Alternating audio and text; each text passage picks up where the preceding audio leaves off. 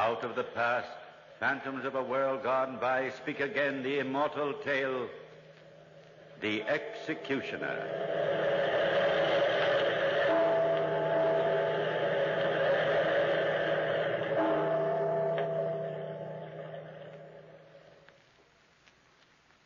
The monastery gardens are in fine condition, Brother Leo. You have done well with them. Thank you, Reverend Father Abbot. There's the Marquis de la Gagnette driving up. He's very devout. Comes here every day to our chapel. You needn't wait. I'll walk home. Ah, Marquis, old friend. Another lovely day, is it not? And then another night, Abbot. Another night of haunting dreams. Pax vobiscum, my son. Peace. How can I find peace? Ah, poor tormented soul. He built this monastery, didn't he? Yes, in memory of the Ganeth family. And he comes here every day to pray for their souls. No, Brother Leo. To pray for his own soul. But why, Father? He's loved by all the people of this town for his good works. Yes, my son. And he's honored in all Spain. I wonder about him so often. His face is always sad. His eyes are tragic. His has been a sad, an incredibly sad life, my son. In the years since I came here, I've never seen him smile. No, he's never smiled since. Sit here, Father, under the trees and tell me about him. Why do the townsfolk call so rich and so great a man El Verdugo, an executioner? I heard them do so many times, but they say it is a title of honor. Why? I think it's right that you should know his story. You will be serving the family at the castle in future years, and you should have an understanding of the tragedy that befell them. Was it long ago, sir? Yes, some 30 years ago, when I was a young priest like yourself. How to begin? Well, the Marquis Juan de Leganez, father of the man you know, was a grandee of Spain. His family, one of the oldest and proudest in the land. The old man was a fanatic, a patriot devoted to his people, the citizens of this town of Menda. There was peace in our land until that upstart Bonaparte thought he would own all Europe. Italy, Austria, and the lowlands fell, and then the invaders entered Spain. Because the old Marquis was suspected of plotting with the English against them, a French battalion was stationed here at Menda. They were tolerated with silent hatred.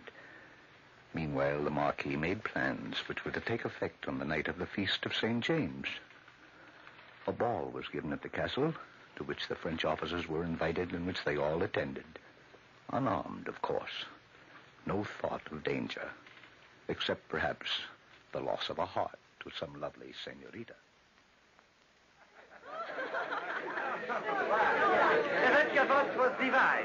You are grace itself, senorita. And you are flattery personified. Nonsense, Carlos. A man can be handsome even if he is French. Bah, these officers. And I shan't let them spoil this evening for me. Oh, it is a lovely party, isn't it? The music is thrilling.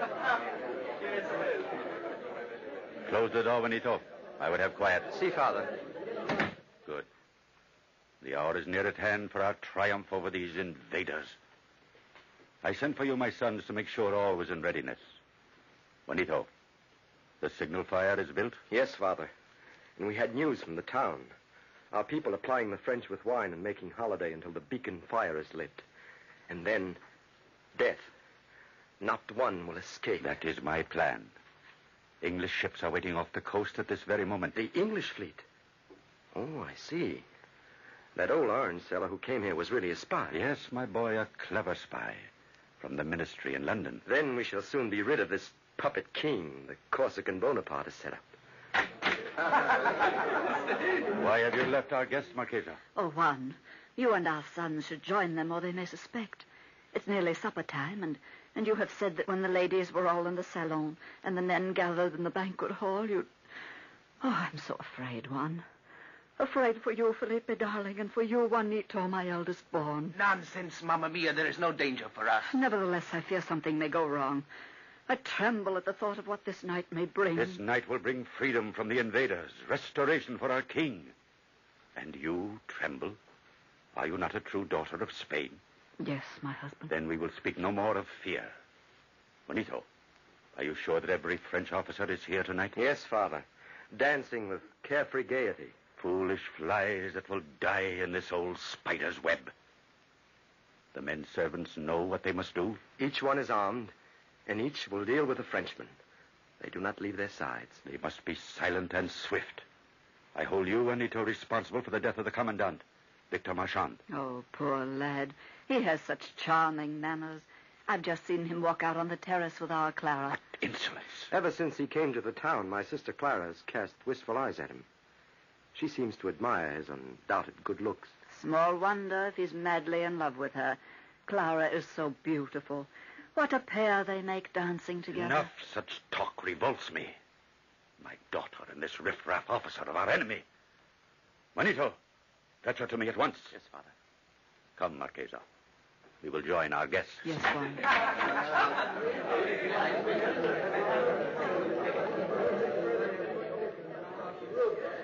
Oh, the moon is lovely out here on the terrace. See how it shines on the sea way down there at the foot of the crags? Yes, and look way out there. Those white things. They look like sails. Oh, nonsense. They're seagulls. They nest in those cliffs. And I thought it might be my ship coming in. Isn't the air sweet? Mimosa and orange blossoms, Donna Clara. Yes, orange blossoms, Commandant, and cypress trees. The night is cool. It was hot down there today in the little town of yours.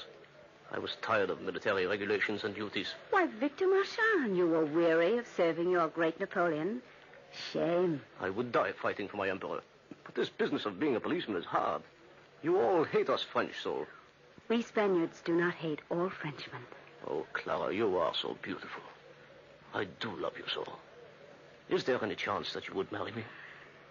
In other days, in other circumstances, who knows? But there is no hope, Victor, here and now. You are my enemy. I am your adoring slave. But I am a fool to dream. You are the blue blood of Spain, while my father is a grocer of Paris. A grocer of Paris? Is that a title of rank? Yes, the rank of file, my beautiful princess. Wait. Look down below.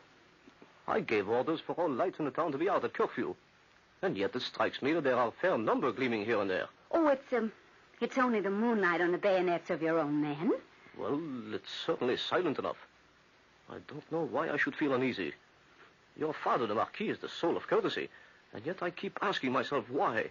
Why should he give this dance for the officers of his enemy? Well, you're imagining things. My father is the friendliest of men. All of us here unarmed. I think I shall order them to leave now. Victor, forget these morbid fancies. Of what are you afraid? Of me? Yes, senorita. I am afraid of you. Oh, my lovely Wanda. Clara, where are you? Oh, Juanito, I'm right here by the balustrade with Commandant Marchand. Father wants you, sister. Lovely evening, Commandant. Beautiful, senora. Shall I take you back, Donna Clara? Thank you, Commandant. I shall escort my sister. Oh, Juanito, it's so cool out here. Wait a while. This is not the time for you to be on the terrace, Clara. Oh, the time. Oh, come with us, Commandant. Father wishes to see you alone, Clara. But Perhaps it would be better if you waited here, Commandant, in the moonlight. I shall be right back to relieve your loneliness. As you say, senora. A bientôt, Donna Clara. Adios, Victor.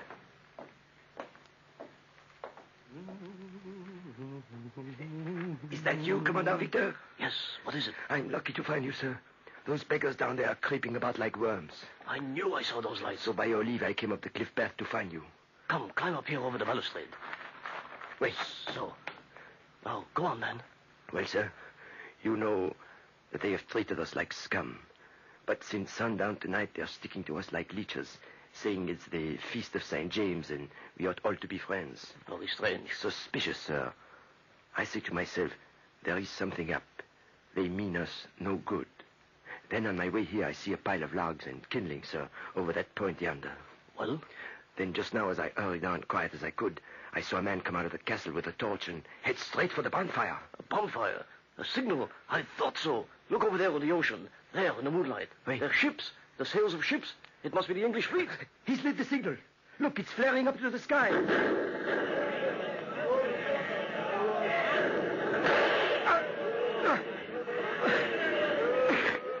Commandant, I'm shot.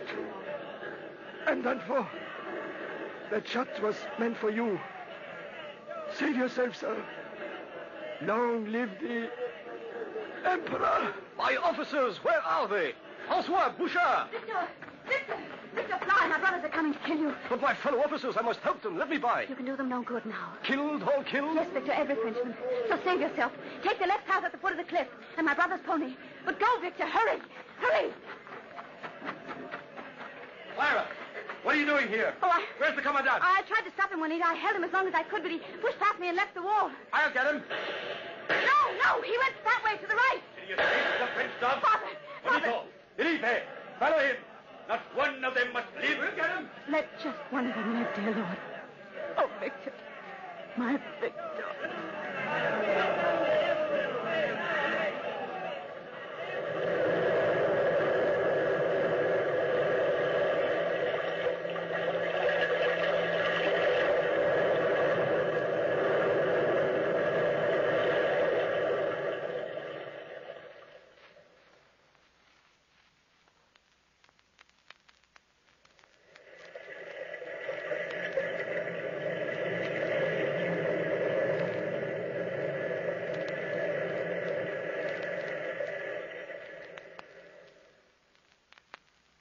Yes, my son, Victor Marchand escaped. And as I found out afterwards, rode straight to the headquarters of the French general and told him the fate of his battalion. That is all I know of the treacherous attack, mon general. My men were stabbed to death and shot down like cattle. The blame is all mine. I put my life in your hands. Commandant Marchand, you are not answerable for the Spaniards' crime. And unless the marshal decides otherwise, I acquit you. But when the Emperor comes to hear of it... The Emperor, he will want you shot. But we shall see. Now, we will say no more about this, except to plan a revenge that will strike proper terror into this God-forsaken country where they carry on war like savages. I shall order out a whole regiment, a detachment of cavalry, and a convoy of artillery. We shall tell our soldiers the fate of their comrades, and their rage will do the rest. Attention! Reverend Abbot, I can imagine the horrible vengeance they brought to the countryside. Yes, my son. Every village they passed was burnt, and the inhabitants decimated. Didn't the English lend soldiers to help? No, Brother Leo. It seems they were only artillery transports that appeared that night, and so the townsmen of Menda were left without assistance and soon found themselves surrounded by French troops. Silence! Silence!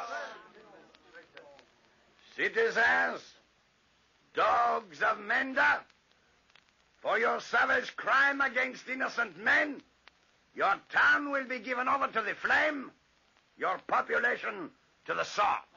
One moment, General. Huh? And who are you, sir? I am the Marquis of Legagnac, hereditary lord of this province. I alone take the blame for the slaying of the French garrison. Nay, Marquis, I was with you. And I... I speak for these noble friends of mine, do I not? Yes. Then, General, we of the castle offer to give ourselves if we can thus spare our town from pillage and fire. Every soul in the castle, from myself to my lowest servant, in exchange for the lives of my townsfolk. No, that sounds reasonable. There will be a heavy tribute levied, however. We will hold your wealthiest citizens hostage to guarantee payment. Commandant Marchand. Oui, mon general. Take every precaution for the safety of the troops. Bivouac them. No more billeting with these swine. I shall now take residence in the castle. Have the Legagnac family and all their household bound and placed so they can see me enter as their conqueror. And you, Reverend Father, during this time, where were you? Held prisoner as hostage. I thought at any moment that, though innocent, I should be shot. I soon heard that the general had ordered gibbets erected at the castle and had sent for the public hangman. I learned later of the Marquis's last appeal to the general, who had established headquarters at the castle. What is it now? Come in. It is I, Victor Marchand. Oh, you. Oui, mon général. The Marquis has a request to make of you, and I could not refuse to bring him to you. Let him enter. So, you have a request, Marquis. Yes, General. I have seen the gallows erected. Will you not spare us the shame of this punishment? I entreat you to have us beheaded. Granted. Further, I beg for the consolation of religion, and that we, especially my wife, may be unbound. I give my word we shall not escape. All that I permit. But, Marchand, you are responsible for them. Entendu, mon général. And lastly, I offer you all I possess, if you will spare my youngest son, Manuel. He is only 8 years old. He knew nothing of this. Really? Wait. I understand what you mean by this last request. To hand down your name to posterity. Very good. You shall do so. I will give your fortune and his life to any one of your sons who will play executioner to you and the rest of your brood. Merciful heaven. Such a thing cannot be. Yes. Let him hand down your name to posterity, but wherever it is mentioned, all Spain shall remember his parricide and despise him for it. General, in the name of my 3 sons, I absolutely refuse this infamous offer. No, not so fast, Marquis. You have intrigued me by your request. I am reconsidering my former kindness toward Menda. It rather pleases me to be the instrument, shall we say, whereby an old Spanish family is carried on. We French love titles. Our emperor has taught us their value. So, here is my final word, and you really should like it. Safety and well-being for Menda and its citizens, provided you agree to die. I have so agreed. Wait. Provided you agree to die by the hand of one of your own sons, who shall, by acting as executioner to his family, gain your title and estates. Not one of them will consent. No. Not even when they hear that unless one of them performs this friendly family service, all Menda shall be burned to the ground and every one of the citizens slaughtered. Oh, you are Satan incarnate. Oh, no. But I do think Satan is laughing at your predicament. Enough. We will talk no more about it. Your fortune and his life to any one of your brats who will do this executioner's office. Take him away, Marchand. Unbind the noble family, but guard them well. Now you will pardon me, Marquis. My dinner is ready. I was sent for and taken to the castle. There, under French guard, sat the Marquesa with her sons and her daughter tied in gilded chairs. The serving men stood with bound hands. Victor Marchand returned with the Marquis. They all looked up at him, but there was no fear in their eyes. All I could see was profound regret that their plan had failed so completely.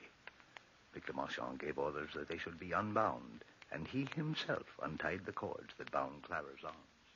Donna Clara, my darling, there was nothing I could do. But the General, Victor, what did he say? His verdict is too cold to speak aloud. Let me whisper it to you, and you can then help your father, for he will need your help. Now come with me. Juan, there is hope for us, isn't there? The priest is here, and they have taken the cords from our wrists. One of my brothers. Oh, Victor, no. No! Father. Oh, Father. Bid Juanito swear to obey the command you shall give him. And we shall be content. Clara, my Clara. Marquis, you submit to the General's ruling? I have no choice, Commandant. Then I shall dismiss the guard. Attention! You will take these servitors to their fate and await me on the terrace. We are alone now, my husband. What is this order you are to give to Juanito? What is the General's ruling? The town and its inhabitants are to be destroyed unless we die. I know. Unless we are beheaded by the hand of one of our sons. One of my sons?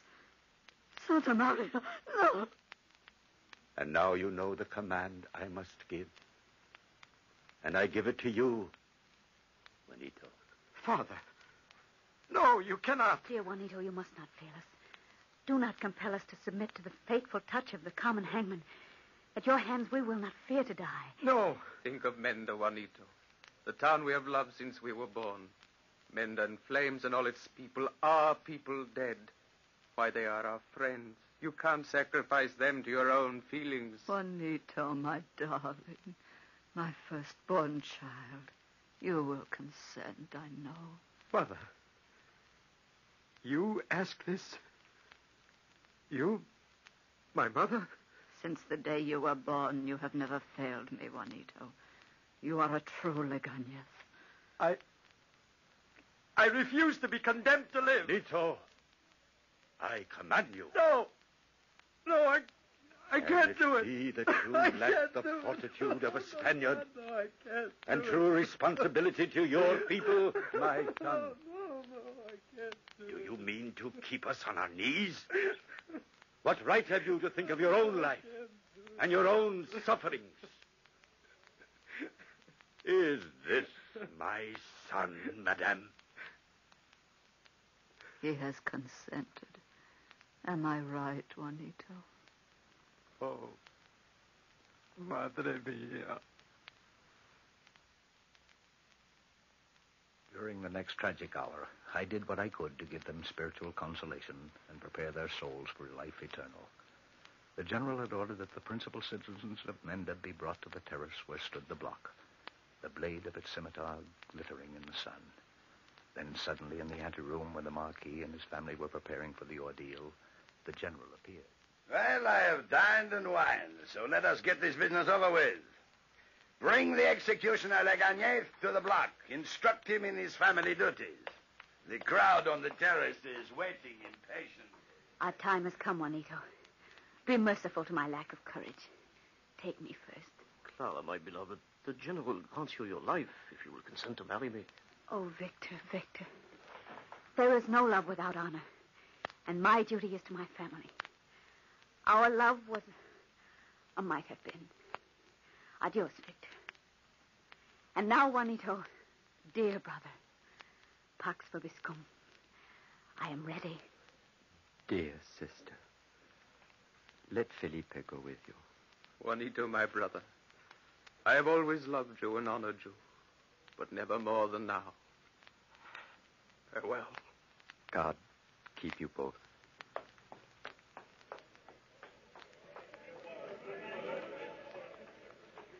Farewell, big brother. You'll tell me what I must do? Will it hurt very much? Manuel, little Manuel, you're so young to die. Oh, you're crying. I'm not afraid. I'm thinking of you, poor Juanito. You'll be so lonely when we're gone. Pray for me, little brother. Farewell.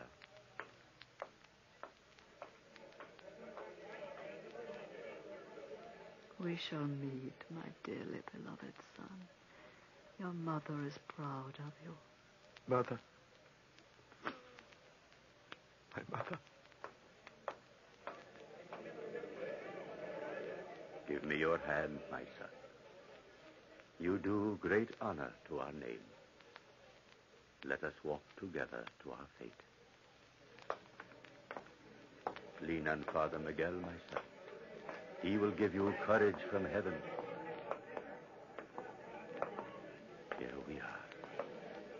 Let me embrace you. And with my kiss proclaim, Spaniards, I have given my son a father's blessing. The new Marquis de Legañez may strike without fear. He is beyond reproach. Dies irae, calamitatis et miserere, Deus maga, requiem ternem, dona Deo menia, agnus Dei, dictata mundi miserere. And so, my son, my daily prayers are for that heroic soul who for 30 long years has waited for the day when he may join the shades that never cease to haunt him.